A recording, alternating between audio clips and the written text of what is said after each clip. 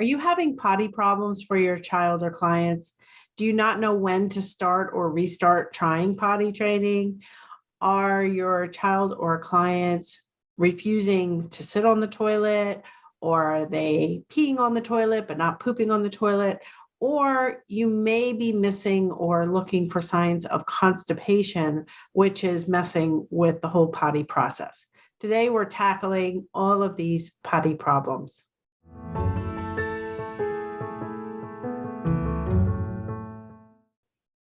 Hi, I'm Dr. Mary Barbera, autism mom, behavior analyst, and best-selling author.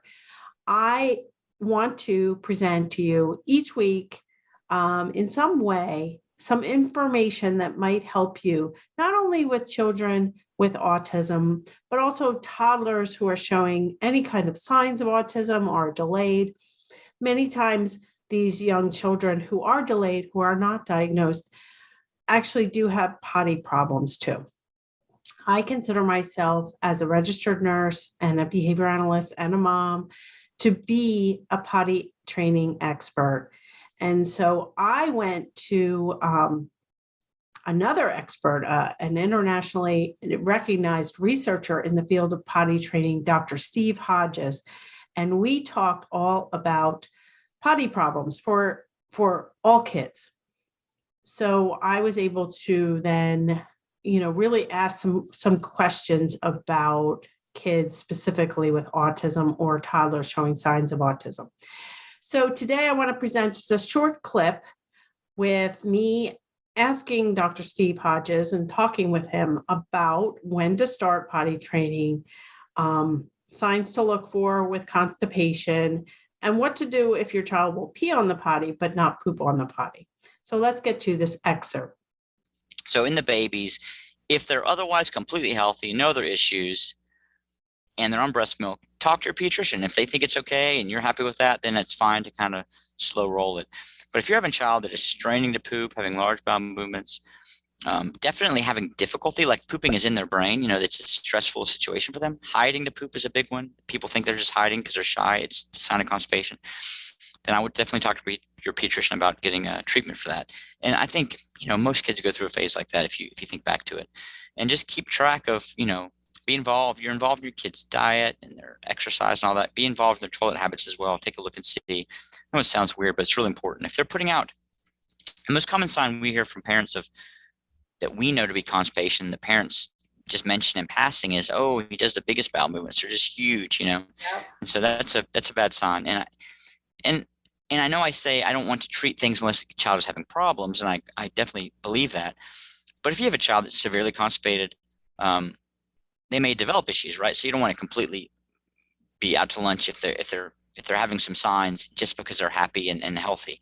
You want to keep tabs on things because they could develop some issues later on. And I don't think it's healthy to have a hugely dilated full colon period, just for adulthood and so forth. So I think awareness is the key. We can figure out the details by talking to your pediatrician.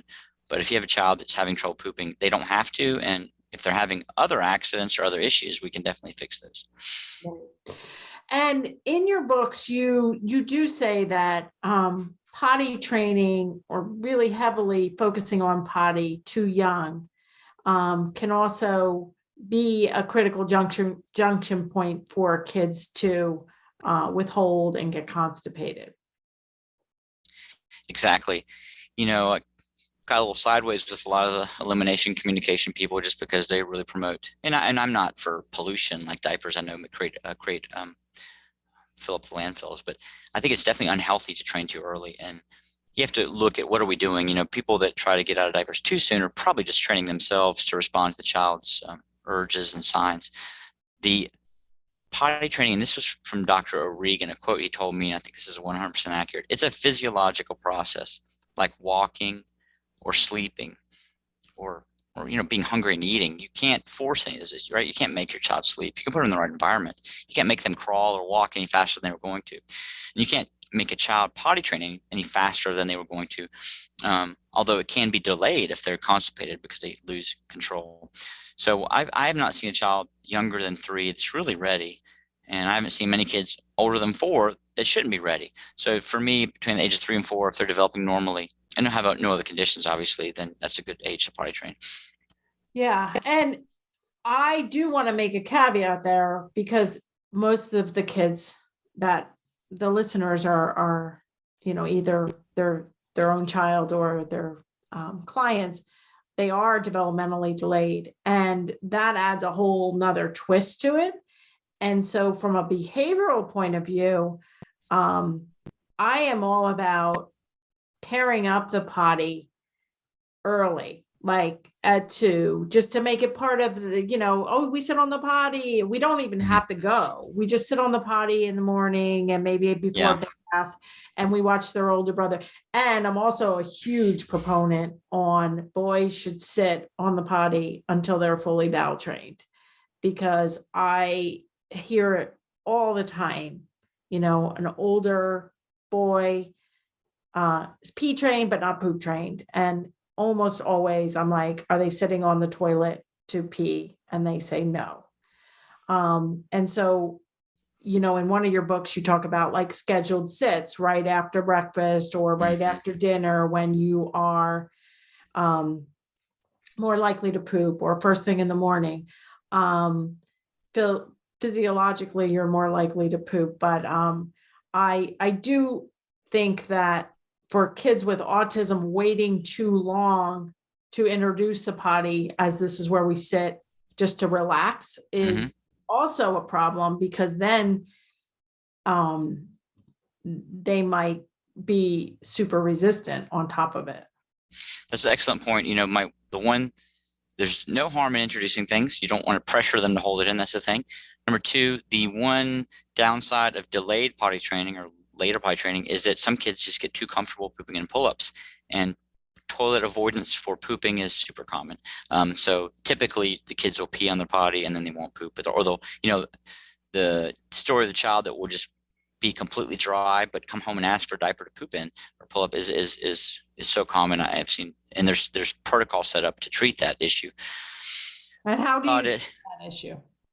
There are 2 ways to treat toilet avoidance. One is with this. It's in the book called The Ins and Outs of Poop. It's kind of this graduated, just kind of movement towards the potty. I actually have that book right here. Yeah, there you go. I have my whole potty training collection. Yeah, and it's I've given it to a lot of families. It works well. Basically, you say, okay, you can poop in the pull-up, but you have to poop in the bathroom. Okay, you can poop in the pull-up, but you have to poop on the toilet, that kind of thing. And I love the story he has of the girl that will poop on the toilet, but she has to put the diaper on first because they had cut a hole in the diaper, and she hadn't pooped anywhere near the diaper in so long they just kept the same one, and so it was like a belt. She was like much older, but she needed that, and so it just shows you how much thought people put into this kind of thing. Yeah, and I have another approach where you can have the diaper, but you have to stay in the bathroom, and that gradual fading of the diaper does tend to work. However, I will also say, especially after reading your new information, is that the child's probably constipated if they're able to hold it all day and ask for a diaper. And they're not going on time, right? And, they probably could also benefit from laxatives and enemas. I hope you enjoyed that short excerpt from Dr. Steve Hodges. If you liked it, I would really encourage you to watch the whole video podcast at marybarbera.com/158. It's full of really great information, including Dr. Steve Hodges' website and so many other resources. If you are having trouble with potty training, now's the time to tackle it.